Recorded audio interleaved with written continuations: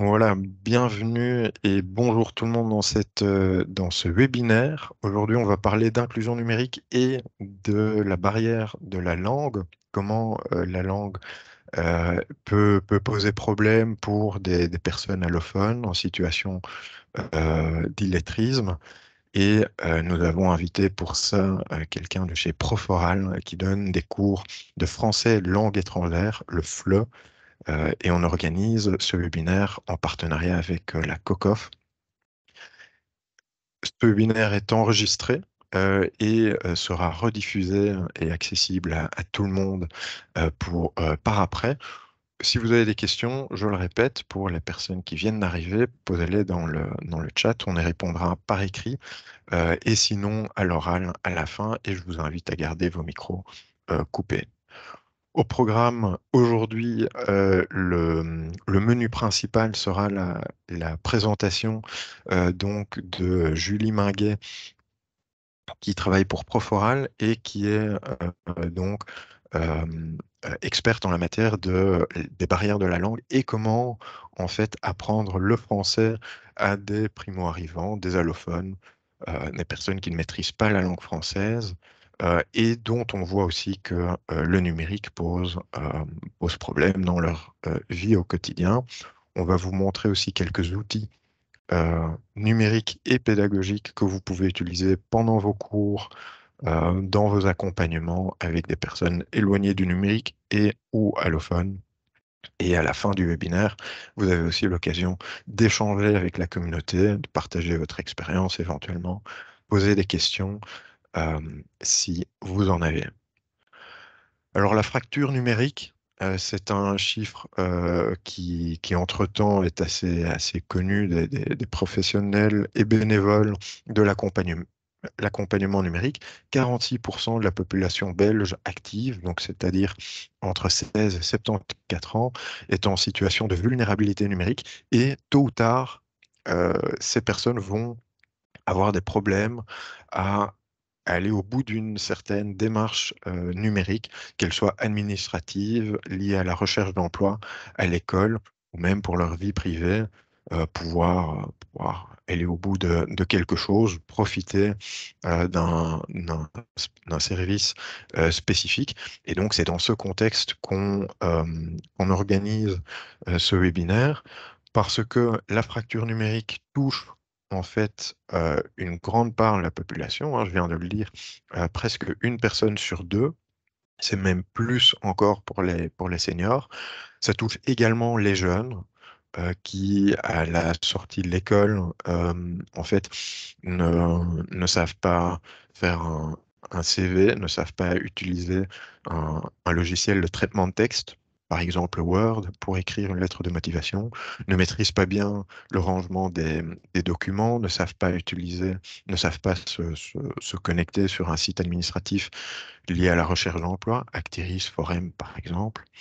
Les seniors, je les ai déjà évoqués, qui sont aussi assez vulnérables par rapport au numérique. Et on entend souvent l'argument je suis trop vieux ou trop vieille pour ça. Ça n'est plus de mon temps, j'ai raté le train. Il y a les professionnels aussi qui doivent constamment se mettre à jour avec les nouveaux logiciels dans le milieu de l'emploi. Et donc, ça, c'est aussi un groupe euh, pénalisé ou fragilisé à ne pas oublier. Et alors, les publics qui cumulent différentes formes de précarité sociale et numérique et dont la langue, on va le voir, euh, pose problème.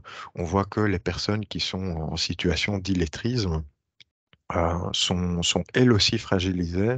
En Belgique, les sites sont souvent bilingues, français-néerlandais, avec un peu de chance, il y a de l'anglais. Avec encore un peu plus de chance, il y a de l'allemand, mais ce ne sont pas nécessairement les langues que maîtrisent les personnes issues de l'immigration. Et donc, on voit que l'illettrisme ou la barrière de la langue, le fait de ne pas maîtriser le français, est un problème. Il y a d'autres freins qui sont assez connus aussi, qui sont euh, plus évidents, peut-être, c'est les difficultés d'accès. Le fait de ne pas avoir une connexion Internet à la maison, un ordinateur ou un smartphone qu'on peut utiliser au quotidien ou en tout cas auxquels on peut avoir accès facilement. Évidemment, ça complique l'accès au numérique. Le manque de compétences, le numérique n'est pas Oui, simple. On rend les sites de plus en plus complexes avec des fonctionnalités parfois difficiles euh, et, euh, et aussi des freins psychologiques, manque de motivation. Et comme je l'ai évoqué, les problèmes de la langue. Alors, la langue n'est pas le premier frein, mais c'est un frein qui est pourtant très important et on se rend compte que quand on ne maîtrise pas la langue, le français en l'occurrence, les démarches deviennent tout de suite beaucoup plus difficiles. C'est pour cette raison qu'aujourd'hui, nous avons invité Julie Minguet, qui est coordinatrice pédagogique chez Proforal, qui donne des cours de langue aussi en français, langue étrangère à des personnes allophones et à qui on va donner pour les 40 prochaines minutes le pupitre pour exposer finalement son expertise et comment accompagner justement des personnes allophones qui souhaitent apprendre le français et nous donner aussi quelques astuces pour nous dans notre accompagnement numérique, comment au mieux les accompagner. Julie, je te remercie beaucoup d'avance pour ton intervention et je te cède la parole. Ah, on va attendre. Oui. voilà. Bah, merci beaucoup Thomas et Vincent et WeTakeCare pour l'invitation tout d'abord. Je prends donc la parole pour me présenter très très rapidement, tu l'as dit, hein, je suis coordinatrice pédagogique dans l'ASBL Proforal et plus particulièrement dans le projet Bruxelles FLE. Vous voyez les deux logos qui sont présentés. En termes de français langue étrangère et d'expérience de l'enseignement du français langue étrangère, j'ai touché à beaucoup de types de publics, des publics extrêmement scolarisés dans le cadre de cours de français dans les institutions européennes, par exemple, et puis également auprès de primo-arrivants, de parents d'élèves dans des écoles molenbeekoises, des personnes peu, voire pas du tout scolarisées. Donc voilà ce qui me permet, je pense, d'intervenir aujourd'hui pour apporter effectivement ma modeste expertise en la matière, celle du français langue étrangère. Donc, je vais me permettre de partager mon écran. Je peux juste, je pense, faire la demande. Pourquoi je ne le retrouve plus maintenant, le partage d'écran? Ah, c'est fou ça. Ah oui, partager est ici. Excusez-moi, hein. Moi je ne suis pas du tout dans le numérique, du coup, comme vous pouvez le constater. Voilà. Est-ce que ça passe comme ça? Est-ce que vous voyez Je confirme. Ouais, super, parfait. Euh, Ok, alors la première question à se poser quand on parle de français langue étrangère, c'est de se demander ce qu'est une personne que nous on appelle allophone. En général, on connaît mieux le terme francophone, donc personne qui parle français. Nous, notre public, ce sont des personnes qui, au contraire, ne, entre guillemets, parlent pas français ou en tout cas sont en phase d'acquisition de cette langue, et ce qui implique que dans plusieurs circonstances, contextes de la vie plus ou moins quotidienne ou professionnelle ou autres, ne sont pas pleinement autonomes ou à l'aise parce qu'elles n'ont pas encore acquis l'aisance linguistique. Okay, ce qui est donc le public cible de tout cours de français langue étrangère au sens le plus large possible. J'ai oublié de m'excuser d'avance si jamais vous entendiez un petit peu de bruit. Nous avons des travaux assez conséquents au sous-sol et parfois un bruit de perceuse pourrait venir perturber un petit peu l'audio. J'en suis absolument navrée d'avance. Je continue. Alors, en français langue étrangère, pour nous, c'est vraiment fondamental de distinguer plusieurs types de compétences à faire acquérir et à travailler donc durant nos cours. Évidemment, il y a la compétence de l'oral par opposition, entre guillemets, ou en complémentarité de la compétence de l'écrit. Et dans ces deux compétences orales et écrites, on a deux autres subdivisions, la réception ou la compréhension d'un message, qu'il soit à l'oral ou à l'écrit, ou alors la production, c'est-à-dire le fait de pouvoir émettre un message oral ou évidemment d'écrire un texte quel qu'il soit, donc à l'écrit. Et tout ça va avoir un impact sur ce qu'on peut attendre de la part de ce que nous appelons nos apprenants et ce que je crois vous appelez plutôt des participants dans les ateliers du numérique. Donc c'est important d'avoir bien cette distinction dans les compétences parce que je pense que dans les ateliers de numérique, vous êtes aussi confronté à la même situation. Une personne n'a pas forcément de niveau homogène dans toutes les compétences. En français langue étrangère, une personne peut être excellente à l'oral, mais avoir un écrit qui va être plus fragile, on va dire, va peut-être très bien comprendre, que ce soit à l'oral ou à l'écrit, mais ne va pas pouvoir produire. Donc voilà, tout ça donne beaucoup de subtilité à l'approche qu'on peut avoir de ces apprenants. Quelques petites choses à savoir en termes de didactique de l'enseignement des langues étrangères. Pour nous, l'oral a la primauté sur l'écrit. C'est-à-dire que, pour le dire de manière simple, on ne peut pas écrire une langue qu'on ne parle pas. Alors pourtant, on est dans un monde de l'écrit, et notamment avec les supports numériques, où il y a effectivement forcément du texte écrit, qu'il va falloir donc comprendre. Mais voilà, il faut vraiment garder en tête que pour un apprenant allophone, s'il ne sait pas dire et comprendre les choses à l'oral, l'écrit va être problématique. Ce qui a comme conséquence que le fait qu'un support qui est écrit ou trop rédigé, donc des textes un petit peu trop longs, n'est pas forcément une aide pour une ou un allophone. Nous, on a tendance, quand on va animer, par exemple, une partie d'un webinaire ou qu'on va intervenir dans une réunion, on prend des notes écrites parce que ça va être un support pour nous, un aide-mémoire. Il faut vraiment garder en tête qu'effectivement, un support écrit ne va pas, pour tout type d'apprenant allophone, être une aide. Donc, il faut toujours garder ça en tête. Et également, a priori, il est plus facile de comprendre un message, qu'il soit à l'oral ou à l'écrit, que ensuite de le produire. Donc d'ensuite répondre à l'oral ou de rédiger même un petit message, quelle que soit sa difficulté pour nous en tant que francophones. Donc ça, c'est des fondamentaux, je pense, à mettre en place et que je trouvais intéressant à rappeler.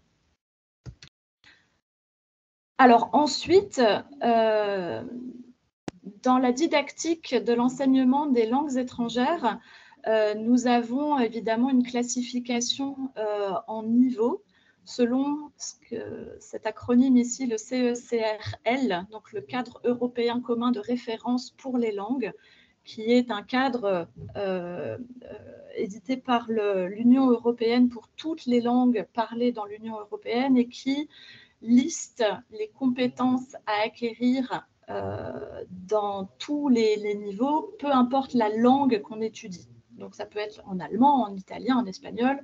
Aujourd'hui, évidemment, on parle du français.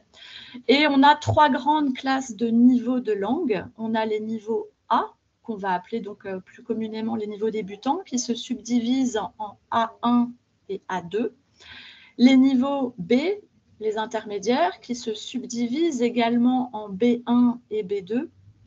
Et les niveaux C, les niveaux avancés, les C1 et les C2. Alors bon, les niveaux avancés, je ne vais pas vraiment en parler aujourd'hui parce qu'une personne qui a un niveau C1 ou C2 en français, c'est une personne qui peut aller étudier à l'université, qui est donc extrêmement autonome dans toutes les circonstances qu'elle peut rencontrer dans sa vie en français. Donc, ce n'est pas nécessairement les niveaux qui m'intéressent d'aborder aujourd'hui avec vous. Il en va de même pour, je dirais, le niveau B2, qui est en général le niveau minimum requis pour commencer des études supérieures. Donc, on peut imaginer que dans ce niveau B2, on maîtrise suffisamment bien toutes les compétences mentionnées précédemment. Donc, ça ne va pas exactement nous intéresser pour aujourd'hui. Les 3 autres niveaux, par contre, sont potentiellement, je pense, des profils de personnes qui peuvent venir fréquenter vos ateliers de numérique et qui auraient justement ce souci de frein linguistique. Pour vous donner également une idée de ce qu'on entend par ces niveaux A1, A2 et B1, j'ai essayé de trouver des descriptifs les plus concis possibles pour vous faire un petit peu prendre conscience de ce que c'est finalement une personne qui serait en niveau A1 en français. Alors, le niveau A1, c'est le tout premier niveau, c'est le niveau de la découverte. Donc, on imagine que l'apprenant ne parle pas du tout français au préalable et fait vraiment ses premiers pas dans la langue. Et à la fin d'un niveau A1, alors je ne peux pas vous donner un volume horaire précis parce que pour finir un niveau A1, parce que ça dépend du type de dispositif de cours de français langue étrangère qui organise l'offre de cours. Mais en tout cas, à la fin d'un niveau A1, on peut se dire qu'en réception orale et réception écrite, donc compréhension orale et compréhension écrite, l'apprenant comprend et produit des énoncés, donc des phrases très courtes, voire même, surtout à l'écrit, est capable de rédiger simplement des mots isolés. On n'attend pas plus de cette personne à la fin du A1. En termes de lexique, donc de vocabulaire, l'apprenant A1, toujours en réception orale et écrite, comprend un lexique qui est extrêmement familier, extrêmement répétitif, extrêmement usuel. Et on vient en lien direct avec les thématiques qui sont abordées en général dans le niveau A1. On est dans l'environnement immédiat. On sait parler de soi, on sait parler de sa famille, peut-être un petit peu décrire son environnement immédiat, c'est-à-dire un petit peu son quartier, un petit peu son logement, mais voilà, on n'en attend pas plus d'un niveau A1. Le niveau A2, ce qu'on appelle le niveau de survie. Donc, quand on a terminé tout le cursus du niveau A2, un apprenant comprend en compréhension orale et en compréhension écrite des énoncés, donc des phrases qui sont un tout petit peu plus longues mais restent courtes. Pas de surprise, on ne peut pas arriver avec du vocabulaire ou des formulations de phrases non connues. On parle de phrases et d'énoncés qui ont déjà été répétés et on espère acquis plusieurs fois. C'est-à-dire qu'on ne peut pas arriver avec du vocabulaire qui n'a jamais été abordé dans le cours ou une formulation de phrase qui n'a jamais été rencontrée. On reste quand même dans quelque chose de l'ordre de l'attendu et du déjà expérimenté en termes de compréhension et donc de production. Idem donc pour le lexique. On reste sur un lexique globalement qui est familier, répété à plusieurs reprises et qui est plutôt usuel. Sur les thématiques, si nos apprenants travaillent, ils sont capables de parler aussi un petit peu de leur réalité de travail en plus de ce qui a été acquis dans les thèmes du A1, bien évidemment. Et une grande nouveauté dans le niveau A2, le niveau de survie, c'est que l'apprenant, il est capable de se situer dans l'espace et dans le temps. C'est-à-dire qu'il est capable de dire « hier, j'ai fait » et « demain, je vais faire ». Dans l'espace, il est aussi capable de dire, voilà, en face de, à gauche et à droite, donc de se repérer, par exemple, dans une page Internet. Je pense à des personnes en alphabétisation qui n'auraient pas encore acquis ce genre de représentation spatiale, mais ça, ce sera peut-être un petit point que je pourrais aborder un petit peu plus tard dans l'intervention ou au moment des questions-réponses. Donc ça, c'est pour les niveaux débutants, le niveau découverte et le niveau de survie. On passe ensuite au niveau B1, qu'on appelle le niveau seuil, où là, on a des apprenants qui comprennent et produisent des énoncés, donc des phrases un petit peu plus complexes, et qui, en général, dans des discours oraux ou écrits, comprennent les points essentiels, souvent dans des textes, des vidéos ou des discours autour de thématiques connues, mais parfois aussi dans des thématiques qui ne le sont pas ou moins, pour autant que le lexique soit déjà un petit peu mis en place. Le B1 comprend et utilise un lexique plutôt courant. Et la grande différence avec le niveau débutant, c'est que le niveau B1, l'apprenant qui a terminé un niveau B1, est capable de se projeter dans l'hypothétique. Donc ce que nous on appellerait le conditionnel, j'aimerais beaucoup, ou l'hypothétique même dans le passé, ce qu'on appelle j'aurais pu faire ça, j'aurais dû faire ça. Et un niveau B1 est aussi capable de parler de ses sentiments, de sa surprise, de sa frustration, etc.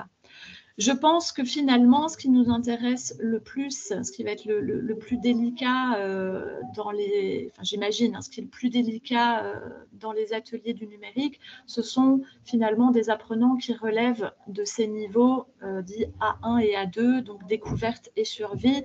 Un B1 commence à être un tout petit peu plus autonome. Donc c'est vraiment sur ces deux niveaux-là que je vais me baser pour continuer ma présentation. Alors,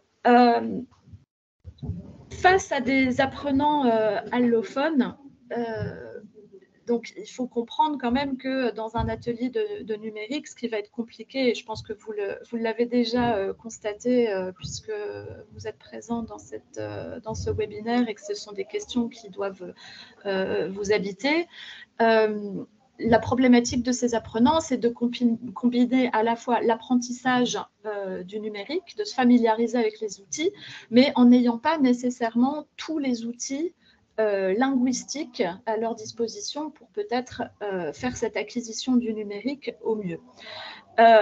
Moi, je dirais que le premier grand conseil à donner, c'est que sur le plan linguistique, il faut vraiment vous dire que rien n'est acquis dans le sens où n'importe quelle terminologie que vous allez utiliser, qu'elle soit liée au numérique ou pas, n'est pas forcément une terminologie qui est comprise par les apprenants. C'est peut-être quelque chose qui coule de source pour nous francophones, parce que nous, on baigne dans cette langue française depuis notre naissance, depuis nos débuts à l'école, ou parce qu'on est peut-être parfaitement bilingue. Donc voilà. Mais pour un apprenant allophone, notamment dans les niveaux débutants, rien n'est acquis et il faut penser vraiment finalement à toujours vérifier que votre participant à votre atelier comprend bien plutôt que de présumer que le participant a compris. Je pense que c'est vraiment, comme j'imagine vous le faites juste avec le numérique, sur l'acquisition des outils numériques, pensez que là, il y a cette double casquette à avoir, que sur le plan linguistique également, toute terminologie qu'on va utiliser, toute consigne qu'on va donner, potentiellement, elle est complexe. Et donc, il vaut mieux vérifier que l'apprenant l'a comprise, cette consigne, ou que ce mot a été compris, plutôt que de présumer effectivement que ça l'est. Quelques exemples. Donc, attention à l'usage de mots que nous, on pourrait considérer complètement simples et usuels, comme je l'ai indiqué.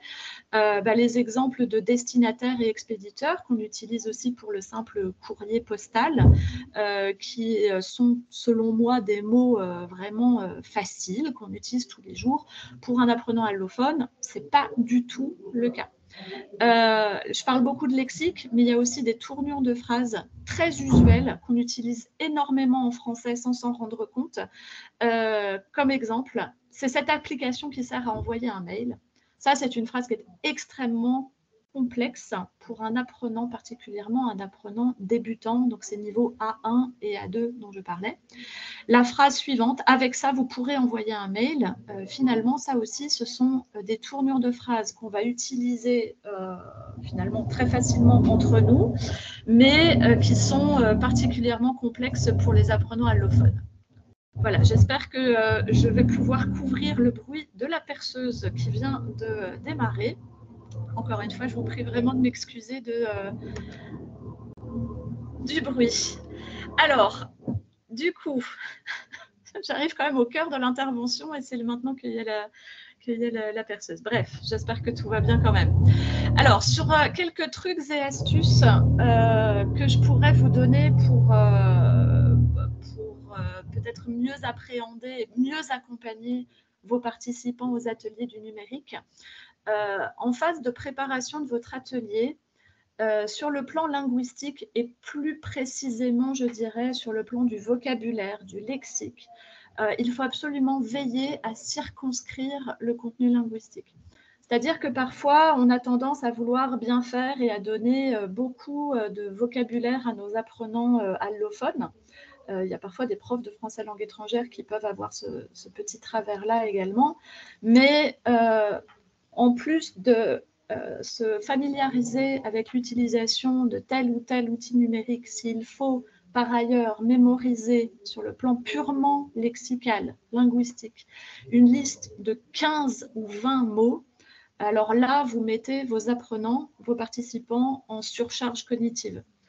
Jamais ces participants ne pourront comprendre et acquérir tout ce lexique, certes utile, mais ne pourront acquérir une telle quantité de lexique. Donc l'important, c'est peut-être de réduire le contenu linguistique à ce qui est vraiment le strict minimum vital, entre guillemets, pour suivre l'atelier du numérique.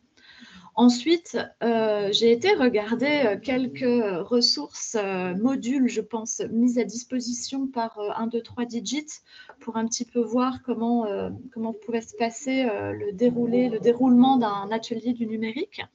Et donc, je me disais que l'intérêt pour enrichir et encore mieux adapter les modules déjà existants à un public allophone particulièrement, ce serait peut-être de prévoir à une ou plusieurs étapes de vérification, acquisition de ce fameux lexique. Alors, j'utilise la terminologie français langue étrangère sur les appellations de ces étapes, sensibilisation, compréhension et systématisation. La sensibilisation, c'est les akouskis qu'on sert avant le repas, c'est-à-dire une phase où on va d'abord vérifier que les prérequis sont en place pour pouvoir aborder les activités qui suivent. Cette phase, elle est essentielle effectivement pour vérifier que les prérequis en termes de lexique sont là pour pouvoir comprendre ou réaliser les activités qui vont suivre. Et si le lexique n'est pas là, c'est peut-être le moment de mettre en place ces prérequis linguistiques par des jeux d'association de mots avec des cartes, par exemple, pour donner tous les outils linguistiques nécessaires à la bonne tenue de la suite de l'atelier. La compréhension, j'ai vu par exemple sur le site 1, 2, 3 Digit dans plusieurs modules qu'il y a des compréhensions de courtes vidéos. Si les prérequis linguistiques ne sont pas en place, évidemment, la compréhension de la vidéo est compliquée pour nos allophones. Donc, j'insiste encore une fois sur la notion de prérequis linguistique. Et si de cette vidéo, par exemple, ou de ce court texte écrit, il y a du lexique supplémentaire à intégrer ou à comprendre, l'intérêt, c'est bien de demander aux apprenants de faire comprendre, enfin de leur demander de comprendre et d'expliciter ce lexique dans le contexte. Donc, encore une fois, ne pas présumer que si on a une vidéo qui parle de expéditeur et destinataire, présumer que l'apprenant comprend, mais que peut-être grâce aux images de la vidéo, leur faire dire, tiens, qu'est-ce que c'est que l'expéditeur ou l'expéditrice? Qu'est-ce que c'est le destinataire? Et leur faire expliciter finalement le vocabulaire pour être sûr qu'ils aient bien compris. La phase ensuite que nous appelons de systématisation, ou qu'on pourrait appeler la phase d'acquisition, peut-être profiter de cette étape aussi pour faire ancrer le lexique nécessaire à la bonne tenue de l'atelier. Donc peut-être de nouveau de retravailler sur des systèmes de cartes. Je voyais sur les modules 1, 2, 3 digits qu'il y a des cartes sur lesquelles on peut cliquer, qui se retournent. On a une définition, peut-être ajouter une image. Voilà, ce genre de travail d'acquisition lexicale peut être intéressant. Donc, vous voyez, à différentes parties de votre atelier. Ensuite, des trucs et astuces quand vous êtes en atelier, en termes de rapport même à votre propre langue maternelle, ou la langue en tout cas vernaculaire dans l'atelier qui est le français. C'est vraiment de se dire, quand j'énonce une phrase face à un apprenant allophone, une phrase égale une idée. Ce que je veux dire, c'est le lien avec la phase suivante, pardon, la case suivante, c'est qu'il faut utiliser des phrases extrêmement simples avec seulement un sujet, un verbe et un complément. On s'arrête là. Ça va vraiment à l'encontre de la manière dont on parle, de manière courante ou quotidienne. Donc, c'est un véritable effort à faire, mais plus on s'exerce et plus ça devient facile, effectivement. Mais voilà, sujet, verbe, complément, on s'arrête là, on passe à une autre phrase et donc on développe une autre idée, une autre action, etc. Si possible, utiliser des phrases uniquement au présent. Même l'impératif comme cliquer, voilà, ça peut parfois être difficile à comprendre, mais pas impossible, donc peut-être à mettre en place avec vos apprenants, enfin vos participants. En tout cas, restez toujours sur le principe de un verbe, une action, un complément, et c'est tout. Si vous souhaitez utiliser des connecteurs pour exprimer la cause, la conséquence, etc., utilisez des connecteurs extrêmement simples. Je fais cette action pour envoyer un mail et on s'arrête là. Le donc, je suis connecté à Gmail, donc je peux envoyer un mail. Et avec le connecteur, par exemple, parce que également, tu as un problème parce que tu n'es pas connecté à Internet. Je prends des exemples qui me viennent complètement au hasard. Même chose pour les connecteurs, je dirais, temporels. Tout d'abord, ensuite, depuis, on va plutôt utiliser des choses beaucoup plus simples. Un, en deux, en trois, plutôt que de se lancer dans des choses plus complexes. Sur le lexique, un lexique, oui, simple. Alors, il faut déconstruire un petit peu sa représentation de ce qu'est un lexique simple. Parce que, comme je vous l'ai montré tout à l'heure, a priori, destinataire peut être considéré pour un francophone comme un lexique assez simple, mais il faut voir qu'effectivement, ce n'est pas toujours le cas. Pour nos apprenants, utiliser un lexique le plus transparent possible. Alors souvent, l'anglais nous aide. Donc par exemple, je n'ai pas d'exemple qui me vienne à l'esprit maintenant, mais oui, j'ai un exemple parfait. On a tendance à utiliser à l'école le terme relier les deux éléments qui correspondent. Le verbe relier n'est pas du tout un mot transparent, il n'est pas si facile à comprendre que cela. Par contre, le verbe connecter les deux éléments ensemble, connecter, va être un mot qui est effectivement transparent. Je vois que j'ai mal fait mon tableau puisque j'ai deux fois la même case, tout à fait navré.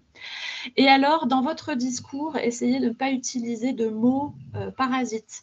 Ça rejoint finalement le fait d'utiliser des phrases simples. Si vous vous mettez en tête d'utiliser des phrases sujet, verbe, complément, mentalement, vous vous mettez un point, pas de commentaires supplémentaires avec des bas, quoi, enfin, tu vois, bon, voilà. Ça vient vraiment parasiter la compréhension des apprenants. Donc, c'est vraiment pas une bonne idée d'utiliser ce genre de mots parasites. Encore une fois, c'est assez compliqué de s'en débarrasser parce que souvent, on ne se rend pas compte qu'on a ces tics de langage. Mais essayez de vous mettre en tête vraiment phrase simple, sujet, verbe, complément, point, je passe à une autre phrase. Des choses que vous connaissez probablement déjà extrêmement bien, c'est le fait d'utiliser comme outil pour mieux vous faire comprendre et mieux faire acquérir à vos participants, c'est l'utilisation de visuels. Les vidéos, c'est vraiment super. Des cartes avec des représentations dessinées ou des photos, souvent c'est la meilleure aide qui existe. Quand vous donnez une consigne, ce qui est important, c'est évidemment toujours de bien montrer l'exemple. Ça, c'est fondamental. On ne peut pas juste s'appuyer sur la consigne écrite ou même juste verbaliser. Montrer l'exemple est vraiment très, très important. Ça permet à l'apprenant de mieux comprendre, tout simplement. Et ensuite, un truc pour vous permettre peut-être de revenir à ce que je disais tout à l'heure, dans la vérification du fait que les apprenants ont bien compris, n'hésitez pas à toujours les relancer pour leur faire décrire les choses. Faites-leur décrire les objets, faites-leur décrire les actions, faites-leur décrire les concepts, faites-leur décrire à quoi sert cet objet. Et n'hésitez pas à le faire répéter dans plusieurs étapes de votre déroulement d'atelier. Et vous-même, soyez prêts à constamment reformuler, à utiliser beaucoup de périphrases, parce que si un apprenant n'a pas compris quelque chose que vous lui dites ou vous lui faites lire, ce n'est pas le fait de le redire ou de le relire de la même manière qui va l'aider davantage. Donc, il faut avoir un bagage, ça se travaille, ça vient avec le temps et avec l'expérience, pour vraiment reformuler, et faites-les aussi reformuler les choses avec leurs propres mots, même si c'est un petit peu bancal, mais au moins ils vont mieux acquérir les concepts, et on espère aussi mieux acquérir les outils numériques que vous leur faites travailler. Voilà. Du coup, j'avais une dernière petite dia, FLE ou pas FLE. J'ai 4 lignes. Alors, entre la question, c'est qui est l'expéditeur du mail, et la question, qui écrit le mail, je vous laisse réfléchir pour vous, mais quelle serait la meilleure question à poser face à un apprenant allophone? Voilà, je vous laisse réfléchir, on verra les petites réponses après. Sur la deuxième ligne, je crois que je vous ai déjà un petit peu donné les réponses tout à l'heure, mais connectez les mots avec les images, ou vous relirez les mots aux images.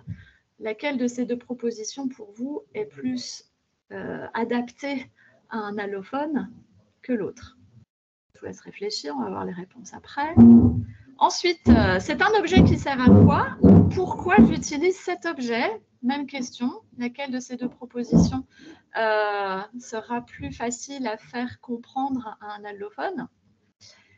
Et enfin, si tu devais prendre rendez-vous en ligne, comment est-ce que tu commencerais? Ou alors, imagine, tu dois prendre rendez-vous en ligne. Tu dois faire quoi en 1? Bon, je pense que vous avez réfléchi. Je n'ai pas vos réponses en direct, évidemment. Je vous ai mis ici les réponses. J'espère qu'elles vous ont semblé, en tout cas, assez flagrantes, entre guillemets. Qui écrit le mail? On est vraiment sur une question qui est la plus simple possible, réduite à sa substantifique moelle. Pas de c'est qui, qu'on utilise beaucoup à l'oral en français sans s'en rendre compte. Je l'ai un petit peu caricaturé, ce c'est qui, mais finalement, on l'utilise vraiment beaucoup. Ça perd complètement nos apprenants. On oublie tout de suite, pour les allophones, qui écrit le mail. On a la base essentielle. Dans la deuxième situation, connecter les mots avec les images, on a bien le mot transparent, connecter, par opposition au verbe relier, qui est un verbe finalement assez complexe, et en plus ici, il est au futur simple, privilégier le présent ou l'impératif. La troisième situation, c'est un objet qui sert à quoi? Alors, on a ici une phrase complète, puisque la phrase simple, c'est un objet, point. Le qui sert à quoi rajoute une information supplémentaire dans la même phrase, ça risque d'être compliqué. Et par ailleurs, l'utilisation du verbe servir à quelque chose est à mettre en place au préalable. Il ne faut surtout pas présumer que les apprenants comprennent cette signification, parce que ce n'est pas si évident du tout, alors qu'un pourquoi j'utilise cet objet, finalement, on va beaucoup plus vite à une signification plus claire. La dernière, assez caricaturale aussi, mais on ne s'en rend pas forcément compte. Si tu devais prendre rendez-vous en ligne, comment est-ce que tu commencerais?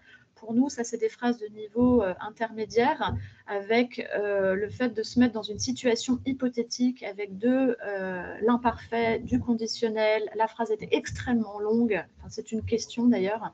L'hypothèse en si, enfin voilà, ça, c'est extrêmement compliqué. Allez-y, palier par palier. Imagine.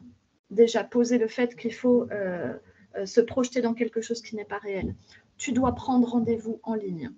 Tu dois faire quoi? En 1, c'est-à-dire par après, il y aura en 2, en 3, en 4, etc., etc., etc. Voilà. Je vais maintenant arrêter le partage de mon écran et couper mon micro parce que la perceuse est diabolique, et je rallumerai si nécessaire s'il y a des questions. Merci beaucoup en attendant. Eh bien, merci beaucoup, Julie, pour la présentation. C'était très intéressant et ça permet de comprendre effectivement les enjeux de langue, savoir qu'il y a différents niveaux. Bon, on le sait, on ne commence pas tout de suite avec la lecture de Baudelaire, Victor Hugo en première primaire. Hein. Il y a des petits pas à maîtriser avant de se lancer dans des choses plus complexes, et y compris sur le numérique. On va passer maintenant à la présentation de quelques outils qui peuvent vous être utiles dans votre accompagnement numérique aussi. Et ensuite, parce que j'ai vu une question très intéressante dans le chat de Jacques, voilà, à laquelle on répondra à l'oral par la suite. Et comme ça, je laisse le temps à Julie de prendre connaissance de cette question. Et pour la suite, je vais passer la parole à mon collègue Vincent, qui est notre responsable pédagogique, et je passe le slide. Voilà, s'il te plaît, Vincent. Déjà, bonjour à tous. Je m'appelle Vincent, je suis le collègue de Thomas et effectivement, donc, je suis responsable pédagogique pour 8Care. Et donc aujourd'hui, on va dire, je vais plutôt me présenter sous la casquette de la personne qui crée des contenus sur la plateforme 1, 2, 3 Digit que vous connaissez sûrement. Alors, je vais peut-être pas parcourir tout le slide. En fait, je vais plutôt, si ça te dérange pas, partager mon écran. Ça sera Je t'en peut-être prie, je t'en prie. plus rapide. Ce joueur, en plus, il reste pas beaucoup de temps. Clac. Alors j'ai 2 écrans, donc si je regarde comme ça, en fait, c'est que je suis en train de regarder un autre écran qui est derrière moi, c'est pas que je suis en train de regarder le mur qui est en face de moi. Voilà, vous inquiétez pas si vous voyez me regarder un petit peu dans le vide, c'est que je regarde en fait un autre écran. Donc d'abord 2 choses, il y avait un truc auquel je voulais réagir, enfin par rapport aux propos, de Julie justement sur les modules, qui se trouvent sur la plateforme 1, 2, 3 Digit. Alors bien évidemment, nous les contenus qu'on met en ligne, on essaye de les faire les plus génériques possibles, hein. Ils n'ont pas été pensés en premier lieu pour une utilisation, pour des publics allophones, même si on sait bien qu'il y a quand même un lien de corrélation entre, voilà, certaines difficultés, liées à la langue et des difficultés sur le numérique. Mais voilà, nous, on met certains outils à disposition et effectivement, après, la personne qui l'utilise, hein, donc le formateur a aussi ce rôle de bien comprendre les besoins de son public et du coup, d'adapter finalement son atelier et d'utiliser des supports qui sont à disposition. D'ailleurs, peut-être pas tout entièrement un module 1, 2, 3 digits, mais faire son petit travail de puzzle et d'aller piocher ici et là différents petits éléments qui vont pouvoir justement l'aider à créer son support complet de formation. Donc aujourd'hui, moi, je vais vous présenter peut-être 2 choses. D'abord, un petit outil qui est d'abord finalement pensé pour les personnes qui sont plutôt malvoyantes, mais qui peuvent justement aider justement à rajouter cette dimension audio, hein. Tout à l'heure, Julie parlait vraiment de l'oral, hein, qui est vraiment super important pour les personnes qui sont du coup allophones. Et effectivement, dans nos modules 1, 2, 3 digits, dans tous les cas, enfin, je vais parler de ceux-là aujourd'hui parce que c'est ceux que je connais, il y a pas mal de textes. Et ça, c'est justement un retour qu'on nous fait, les utilisateurs de la plateforme qui sont peut-être plus souvent en contact avec des publics allophones ou qui maîtrisent peut-être moins bien le français que d'autres, vont se retrouver en difficulté parce qu'il y a beaucoup de textes et il y a beaucoup à lire. Donc, un comment dire, des choses qu'on peut faire justement pour pallier à ce problème, ça peut justement être d'ajouter de l'audio. Et donc là, je suis en train de vous partager un site internet, tout bêtement. Donc, il existe à la base des outils qui sont pensés pour les personnes qui sont malvoyantes, mais qui permettent de lire finalement le texte qui est affiché sur un écran. Alors, ça marche finalement pour n'importe quel site internet. Et donc, du coup, ça marche également pour les ressources et les modules 1, 2, 3 digits qui sont en ligne sur la plateforme. Il en existe plein. Peut-être, il y en a 2-3 qui sont très connus, JAWS et je pense que le deuxième aussi, c'est celui-là que moi j'ai installé sur mon PC. Si on a le temps, j'essaierai de faire une petite démo rapide, mais NVDA. Donc bien comprendre que c'est un logiciel qu'on doit d'abord installer sur son ordinateur et ensuite, une fois qu'on le lance, on a cette fonctionnalité finalement qui est directement en place, où quand on pointe avec sa souris sur un texte, le logiciel va lire le texte qui est affiché à l'écran. Donc du coup, ça permet finalement de rajouter une dimension audio sur n'importe quel contenu qu'on va consulter sur son navigateur Internet. Les modules 1, 2, 3 digits y compris. Ça, c'est un petit plus pour ajouter de l'audio sur n'importe quoi. Ça peut être un site lambda de l'administration en ligne ou les modules 1, 2, 3 digits. Ça, c'est petite parenthèse pour ajouter de l'audio. Donc, je ne sais pas si vous êtes familier avec ce type de contenu, mais en tous les cas, voilà, c'est une piste pour ajouter de l'audio et ajouter cette dimension orale justement à des contenus et à des ateliers qu'on veut organiser avec des publics qui maîtrisent moins bien le français. Autre chose que je vais vous présenter, parce que j'ai pas beaucoup de temps, c'est du coup l'évolution qu'on veut apporter sur la plateforme 1, 2, 3 digits. Donc bien évidemment, finalement, les contenus qu'on met en ligne, on les crée pour vous. Donc on est très sensible justement au retour qu'on nous fait. Et ce fameux retour de la complexité, le texte, on l'entend et on essaye justement d'adapter nos contenus. Et on a mis en ligne, alors ce matin même, un tout premier module. D'ailleurs, on le voit ici, là, je le survole avec ma souris, découvrir It's Me en français simplifié. Et donc l'idée, c'est justement de retravailler. Alors certains contenus, on avait déjà certains contenus sur It's Me, mais là on a retravaillé celui-ci justement pour plus l'adapter à des publics qui maîtrisent moins le français. Et on essaie d'appliquer certains concepts que Julie a énoncés tout à l'heure, mettre plus de vidéos, plus d'images et moins de texte. On n'a pas mis d'audio dedans volontairement en se disant que on allait plutôt essayer de mettre en avant justement les outils que je viens d'évoquer juste avant de lecture d'écran. Alors à voir si à l'avenir finalement on va nous dire en fait ça marche pas et on va plutôt mettre de l'audio dedans. Pour l'instant, on l'a pas fait et j'explique pourquoi. Et rapidement, je vous montre à quoi ça ressemble. Voilà, donc ça se trouve dans cette catégorie administration en ligne. Je lance le module en cliquant ici sur formation interactive. Et donc, vous allez voir qu'il y a beaucoup moins de texte et du coup, plus de vidéos et des images. Donc, je clique sur commencer. Hop. Donc, ça commence d'ailleurs directement par une vidéo où on explique des concepts directement. Je ne sais pas si vous entendez le son. Non, on ne l'a pas, Vincent. Ok. Alors, peut-être que. D'ailleurs, je ferai ça après. Voilà, j'ai juste montré la vidéo, mais tout à l'heure, si je vais montrer un petit exemple de l'utilisation du logiciel de lecture d'écran, là, sans l'audio, ça va pas marcher. Mais donc, voilà, vous voyez des grandes vidéos, peu de texte avec des grandes images. Et d'ailleurs, j'ai pas précisé, mais on a aussi segmenté en fait chacun des chapitres. On a mis en place une structure qui est commune à tous les chapitres. On a d'abord une première partie un petit peu théorique qu'on a appelée entre guillemets je découvre. Donc on découvre un concept avec des vidéos, des images et un petit peu de texte. Ensuite, on a cette partie qui était essentielle dans le discours justement de Julie, c'est le vocabulaire. Alors après, là, il se retrouve finalement au milieu. On a d'abord cette découverte un peu théorique, ensuite le vocabulaire qui viendrait plus finalement, si je me souviens de ce dont tu parlais, Julie, dans la partie finalement synthèse et comment dire, vérifier que le vocabulaire est bien acquis. Mais rien n'empêche finalement l'animateur de l'atelier, au tout début, de déjà commencer à faire une activité qui va être liée au vocabulaire. Là, nous, ça arrive au milieu, c'est plus le moment où on va justement s'assurer de quels sont les mots importants, quels sont les termes vraiment à retenir. Et là, peut-être que justement, même le formateur va pouvoir créer un petit moment comme ça pour faire reformuler les personnes et ce genre de choses. Tout le discours de Julie de tout à l'heure. Donc, voilà, donc ce que moi je voulais vous montrer, c'est surtout la forme. En fait, vous voyez qu'il y a moins de texte, plus d'images. Il y a des vidéos, ça je l'ai déjà dit, et normalement on devrait arriver voilà, à cette section je retiens les mots importants, où effectivement on a essayé donc, pas d'en mettre non plus toute une kyrielle avec une liste à la Prévert de 50 mots. On a essayé de ressortir justement les concepts, c'est peut-être même pas juste un mot, mais on va dire le concept clé lié au numérique par rapport à un sujet donné. Donc ici, voilà, on a juste 6 mots sur cette introduction à It's Me. Et du coup, on a un système de cartes où on voit le mot et on retourne pour avoir la définition, qui est aussi rédigée on a essayé de le faire en tous les cas en langage simplifié.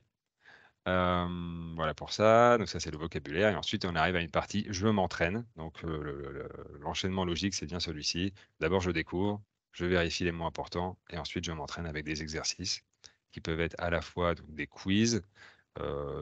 Voilà, je vais vous en montrer d'autres types d'exercices qu'on a également mis en place, mais qui sont dans un autre chapitre. Alors là, du coup, je navigue un peu plus vite, mais c'est juste pour vous montrer spécifiquement un exercice. Donc là, dans ce chapitre, se connecter à des sites avec It's Me, on a mis des petits exercices de simulation que je voulais quand même vous montrer parce qu'ils sont pas mal. Donc du coup, je scrolle vers le bas pour y arriver. Hop. Donc, vous voyez la structure qui se répète. Hein. D'abord, des éléments théoriques, je retiens les mots importants, et ensuite, je m'entraîne. Et donc là, on a essayé de mettre en place des petits exercices de simulation. Alors, vous voyez que la consigne, on s'est limité à quelque chose de très très simple, mais bien évidemment, le rôle du formateur ici va être très important pour s'assurer que les gens ont compris ce qu'ils doivent faire et les aider à reformuler et du coup à être autonome sur l'exercice si vous l'utilisez dans un atelier. Mais donc assez peu de texte dans l'environnement lui-même et voilà, une simulation où on demande de se connecter. Alors ici, c'est à My Belgium sur ce petit écran de smartphone qui est affiché à l'écran. Et donc, on suit les différentes étapes pour se connecter. Donc là, je le fais assez rapidement avec It's Me. Hop. On a ensuite voilà, le téléphone qui, soi-disant, ouvre l'application It's Me. Je clique sur confirmer. Je dois rentrer un mot de passe qui est indiqué ici dans la consigne, 55 749. Et je clique sur OK. Et ensuite, on me dit que je suis connecté. Mais voilà, ça me permet d'utiliser peut-être une première fois cet outil It's Me dans un environnement entre guillemets simulé et rassurant sans avoir peut-être déjà sur mon téléphone installé au préalable. Ça, c'est un premier exemple sur téléphone. Et ensuite, on a un deuxième sur PC qui, du coup, illustre justement comment on combine l'utilisation de faire une connexion sur un PC en utilisant quand même son smartphone pour valider la connexion, qui est quand même un autre système encore, où là, on doit utiliser deux appareils. Donc, c'est peut-être un petit peu plus compliqué. Et donc là, pareil, on a simulé exactement la même chose. Donc là, je devais me connecter. Cette fois, je vais me connecter sur ma santé. Je clique sur me connecter.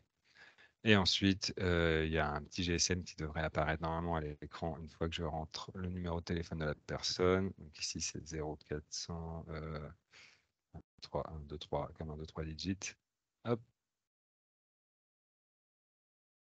Et voilà, dans l'exercice apparaît ensuite le smartphone que normalement on aurait dans sa main pour du coup se connecter, enfin faire la petite manip dans It's Me qui me permet après de me connecter sur mon PC. Donc voilà pour les différents exercices. C'est juste pour synthétiser, parce que je vois que le temps file.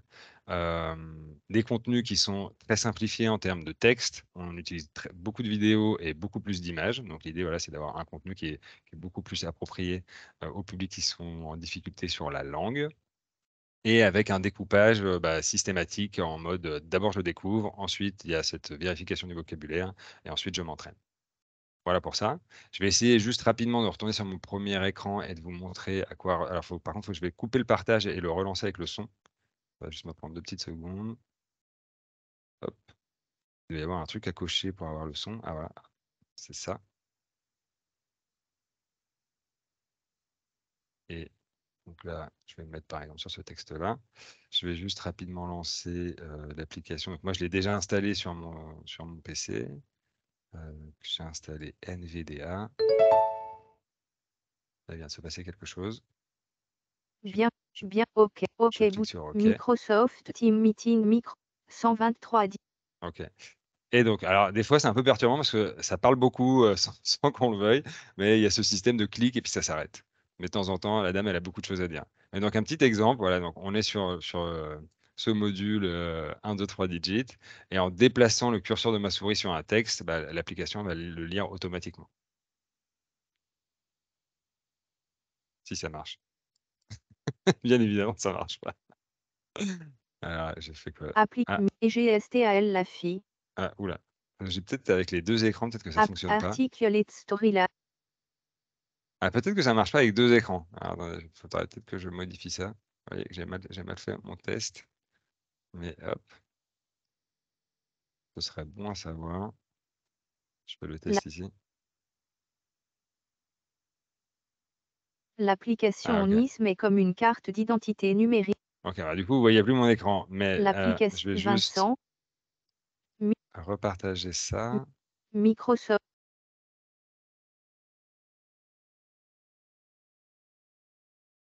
Et pendant que Vincent fait Your sharing your 123, Voilà. 123 digits document. L'application NISM est comme une carte d'identité numérique sur ton téléphone. Elle te permet de prouver qui tu es en ligne, comme quand tu montres ta pièce d'identité en personne. Et donc là, on voit, j'ai mis mon curseur de souris sur cette zone de texte. Et donc là, l'application vient de lire tout ce paragraphe et s'arrête à la fin du paragraphe. Et après, si je bouge sur autre chose, Avec ISM, tu peux faire les choses suivantes sur Internet. et ainsi de suite. Et après, si j'en ai marre, je peux laisser ma souris sur un côté, scroller, et là, ça va pas forcément lire le texte. Mais comme vous le constatez en live, ça nécessite une certaine prise en main. Et de temps en temps, voilà, là, j'avais pas mal de choses d'ouvertes sur mon PC, effectivement, pour le webinaire. Donc, d'un coup, quand je déplace ma souris, ça commence à vouloir lire tout ce qu'il y a. Donc, bien évidemment, il faut aussi avoir un environnement, entre guillemets, informatique un peu épuré. Il ne faut pas avoir 50 millions de fenêtres d'ouvertes si on utilise ça, parce que sinon, on a l'audio qui part dans tous les sens. Mais une fois qu'on a isolé certains éléments et qu'on lance ce petit logiciel, on peut s'en servir de manière un petit peu plus, on va dire, reposée. Et donc là, vous voyez que la dame, elle n'est pas tout le temps en train de parler. Et si je passe ma souris sur une zone avec du Avec texte, ISM, tu peux te connecter là, à elle des commence à sites web parler. et des applications de manière sécurisée. Je vais remettre après ma souris sur le côté. Je redescends, là, je scroll et je veux écouter que le 3e parce que je ne sais pas, peut-être que le texte est plus long. Avec ISM, tu peux te connecter à ton application de banque en ligne ou valider un virement. Voilà pour ça. Je vais arrêter là la démo parce que je pense que vous avez compris le concept et peut-être qu'on peut revenir aux questions, Thomas. Oui, très bien. Alors, il y avait, pour boucler hein, ce que tu présentes, là, le lecteur d'écran, je crois que c'est aussi important de préciser que ce sont des applications qui servent aussi à des personnes en situation de handicap, qui sont par exemple malvoyantes. Il existe des applications smartphone, c'est intégré sur les ordinateurs Windows aussi. Il existe des versions pour Linux, enfin, il existe différentes applications. Euh, on en liste quelques-unes pour vous dans le support. Mais donc, au-delà de simplement la barrière de la langue, ce qui est notre préoccupation d'aujourd'hui, sachez aussi que ce sont des applications qui servent beaucoup aux personnes malvoyantes en situation d'illettrisme ou analphabétisme, aussi dyslexique. Euh, voilà, donc ça, je voulais le préciser aussi. Et alors, il y a une question de Jacques qui expliquait que de plus en plus de services informatiques, numériques, traduisent les mots anglais vers le français. Et du coup, dans cette perspective, je lis est-ce qu'il est encore intéressant d'angliciser nos termes dans nos formations, justement d'aller chercher des mots anglais que les apprenants pourraient connaître? C'est compliqué de répondre dans l'absolu et j'ai toujours tendance à dire ça dépend. Moi, j'aime bien ce qui est le plus efficace. Petite parenthèse en plus historique, il y a 50% du lexique anglais anglophone qui vient du français historiquement. Donc en fait, il y a beaucoup de passerelles entre les deux langues. Et ce que j'appelle un mot transparent, c'est pas forcément un mot anglais comme upload qui est extrêmement moderne, mais connecter est un mot qui est beaucoup plus transparent. À la fois, il est utilisé en anglais, mais aussi en français, connexion, voilà, et même utilisé dans d'autres langues. Donc voilà, c'est ça que j'appelle plutôt les mots transparents. Et maintenant aussi, peut-être qu'il y a des personnes qui ne seront pas d'accord avec moi, mais pour les allophones, on va vers ce qui est le plus pratique. mais je pense que dans les ateliers numériques, c'est pareil, on va vers ce qui est le plus efficace. Donc, si dans un premier temps, uploader, par exemple, est le plus facilement compris, rien n'empêche un petit peu après de faire des exercices d'association, uploader, on cherche un équivalent pour aussi étendre le vocabulaire. Donc, j'ai pas de réponse absolument tranchée. Moi, je vais au plus efficace, en tout cas, avec les apprenants. Si je peux compléter la réponse, et merci Julie pour cette explication, c'est qu'effectivement, il y a, comme tu le dis, il faut aller au plus efficace et il ne faut pas confondre cours d'informatique ou cours sur le numérique avec cours de langue. Évidemment, les cours se donnent en français, mais n'ont pas vocation à être des cours de langue. Et donc, si pour le numérique, pour aboutir à une certaine démarche, il est plus facile de dire login, password que mot de passe, c'est peut-être plus simple aussi pour les apprenants de dire OK, login, password, parce que ce sont des choses que les personnes reconnaissent sur différents sites et des sites qu'ils utilisent, qui sont très anglophones. Je pense aux réseaux sociaux principalement.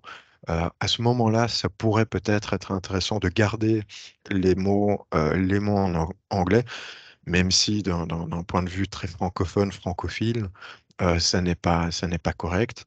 Euh, mais voilà, donc il faut là effectivement trouver un équilibre sain entre ce qu'on va vouloir traduire au maximum en français et ce qui sera le plus pertinent et le plus efficace dans la situation donnée. Voilà, et j'espère que ça répond à la question de Jacques. Euh, Et alors, je vois une deuxième question, speech to text. Ça, c'est une autre fonctionnalité. C'est l'inverse. C'est tout ce que, donc, est-ce qu'il existe de bons systèmes de narration où la personne va dicter quelque chose à l'oral pour retranscrire à l'écrit? Il faut savoir que ce sont des applications qui sont de plus en plus populaires, mais qui sont aussi toujours en phase de développement. Donc aujourd'hui, on dépend énormément d'intelligence artificielle pour justement faire le pont entre ce qu'on dit. Ils doivent reconnaître ce qu'on dit pour après reconnaître les mots et les retranscrire à l'écrit. Ce sont beaucoup d'applications, de programmes qui sont des programmes anglo-saxons, principalement américains, et donc tout ce qui est français n'est pas encore tout à fait développé, et donc parfois ça peut aussi donner des situations assez cocasses quand on dicte quelque chose dans son micro, téléphone, ordinateur, parlophone, et ben après ça va effectivement donner des textes qu'on n'a pas narrés, pour peu que les personnes aient un accent un petit peu, comment dire, tranché, Prononcé. prononcé. Je pense, bon, c'est pas trop notre cas, mais par exemple aux Québécois qui utilisent beaucoup de mots anglais quand même dans sa langue, bah, s'il y a des mots anglais qui viennent parasiter, et Julie l'a dit dans sa présentation, des mots parasites qui viendraient un petit peu polluer le discours, et ben là, les applications speech to text vont pas bien fonctionner. Voilà. Mais on peut regarder à ça. Là, tout de suite, j'ai pas de bonne application à renseigner. Peut-être que Vincent ou Julie, quelqu'un dans... Ouais, je voulais juste faire un commentaire par rapport à ce genre de choses. Je suis vraiment juste en français langue étrangère, hein. J'interviens vraiment juste Bien dans ce sûr. cadre-là. Je ne connais pas du tout les ateliers du numérique, voilà. Mais il faut savoir aussi que le français, c'est une langue qui n'est pas du tout cohérente entre l'oral et l'écrit. Quand nous, en français, entre francophones, on dit bah, ça s'écrit comme ça se prononce et on rigole un coup, c'est parce qu'on sait que ça ne s'écrit pas du tout comme ça se prononce et vice-versa. Et donc, encore une fois, j'insiste sur le fait que l'écrit n'est pas toujours une aide à la compréhension et que le fait d'avoir c'est quoi, speech to text, pour des allophones, je le dis bien, hein, voilà, je dis pas autre chose, ça va pas forcément être une aide parce que, encore une fois, une sonorité en français peut être écrite de plein de manières différentes. Prenez la sonorité E, elle peut s'écrire ET, EZ, et accent aigu, et accent aigu E, et accent aigu ES, et accent aigu S, etc., etc., j'en passe d'autres. Donc voilà, c'est une petite remarque que j'avais parce que pour nous, c'est vraiment c'est un enjeu crucial pour nous, notamment avec des personnes qui, en plus d'être allophones, sont en phase d'alphabétisation, qui n'ont pas de rapport autonome avec l'écrit. Voilà, c'est une petite parenthèse que je voulais faire par rapport à ça. Oui, et en t'écoutant, je continue de réfléchir aussi à la question. On utilise beaucoup Google Translate, DeepL et les applications qui permettent de dicter quelque chose qui va traduire. Mais imaginez des noms propres. Notre-Dame-aux-Bois, Jean Dupont. L'application Google Translate va traduire Jean Dupont, Jean of the Bridge. Et ça donne des situations cocasses, mais donc ça, tiré à l'extrême et dans un contexte numérique, bon, il faut faire attention à ce qu'on dit. Voilà. Mais ça peut être très pratique aussi pour des allophones, voilà, en fonction du temps dont on dispose. Il existe aussi justement Google Translate, DeepL et d'autres qui permettent de passer sa caméra smartphone sur du texte qui va le traduire instantanément. Voilà. Et je vois une question aussi de Redouane. Est-ce que l'usage de la langue maternelle des apprenants arabophones, hispanophones, anglophones réunis comme entité peut faciliter d'adapter l'apprentissage? Je suis pas sûr de saisir la question. Parce que l'arabe, l'espagnol et l'anglais euh, sont pas un groupe homogène de langues à mon sens. Donc peut-être que Redouane, vous pouvez euh, expliciter votre question à l'oral. Oui, bonjour. Merci. Donc, Bonjour. bonjour. Bonjour.